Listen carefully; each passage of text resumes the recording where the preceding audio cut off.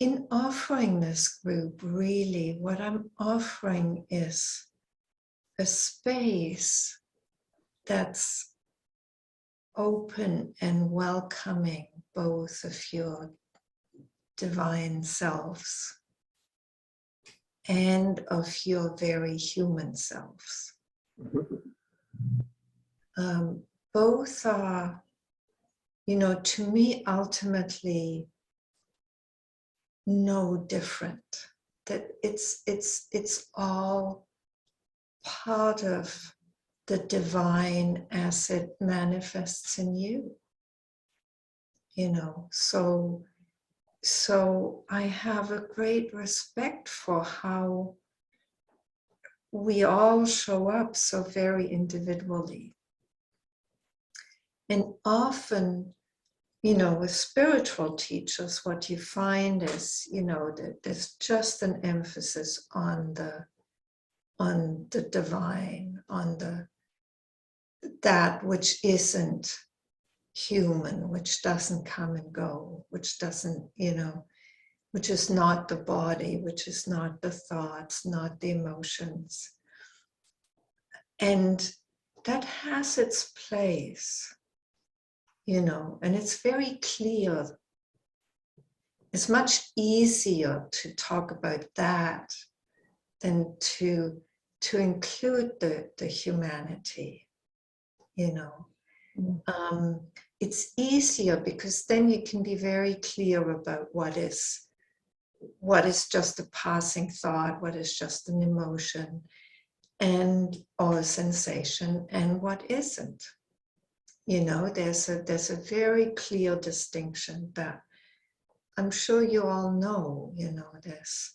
There's whatever comes and goes, and then there's this more ineffable quality that is the essential you. And it's not even a quality, it's not named well, and naming it a quality. Beingness or space. And so when your humanity is as welcome, it can be a bit confusing as to what we're doing in this. It's not group therapy because all of it is received and understood from a place that is not psychological. All of the humanness is received in a space that is beyond the human. So that's what makes that, for me, it's like such a sacred meeting of who we are fully, the divine and the human.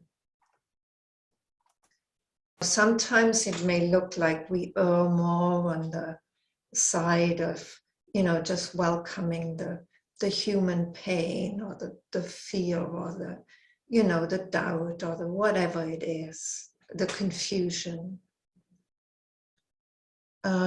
Because that's what gives us trouble, right?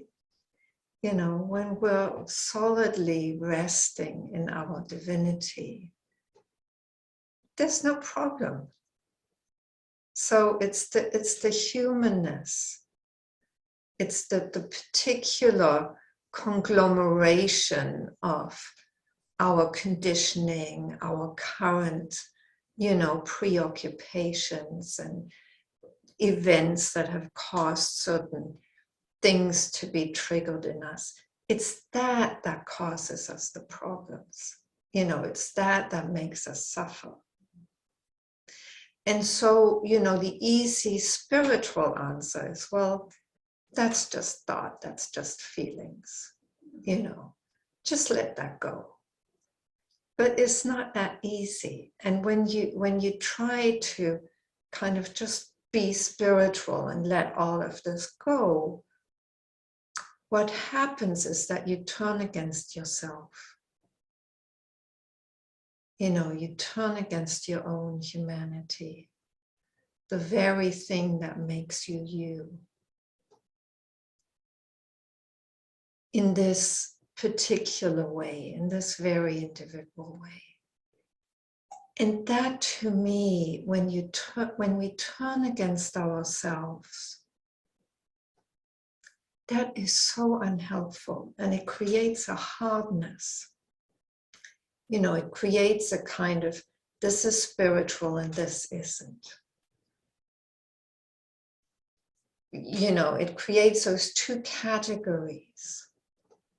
And when we're in that distinction, we lose touch with the divinity of all of who we are. We lose touch with the sacredness of that, and the beauty, and the, you know, we can't be open to that anymore. It gets rejected. And in that rejection, there's a hardening and a closing of the heart. And I find that so not helpful. That's why most of what we're doing here is an opening of the heart to everything, you know.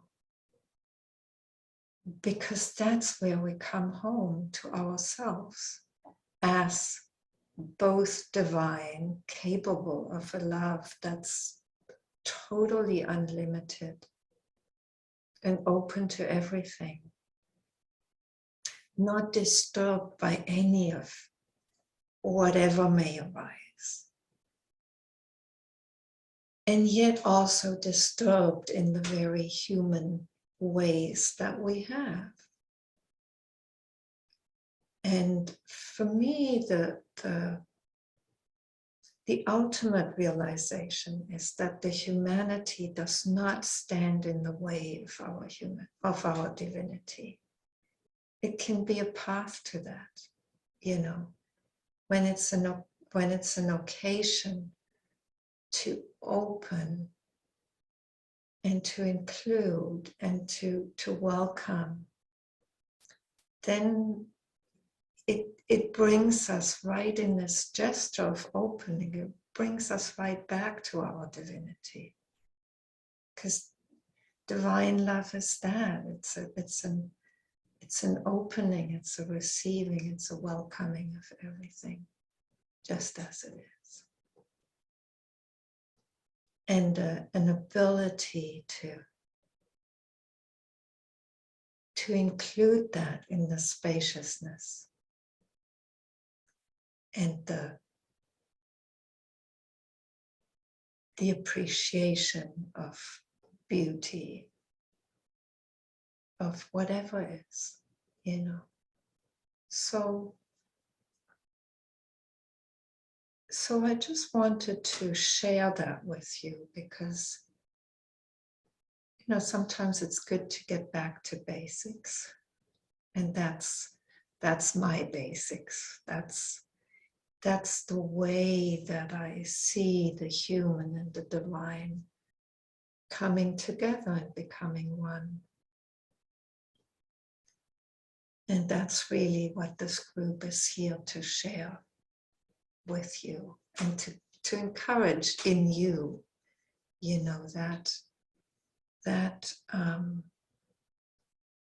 way of finding peace.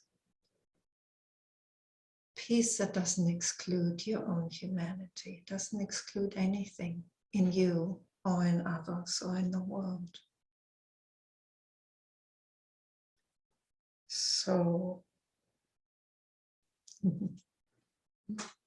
yeah, that's it in a nutshell, in a long nutshell.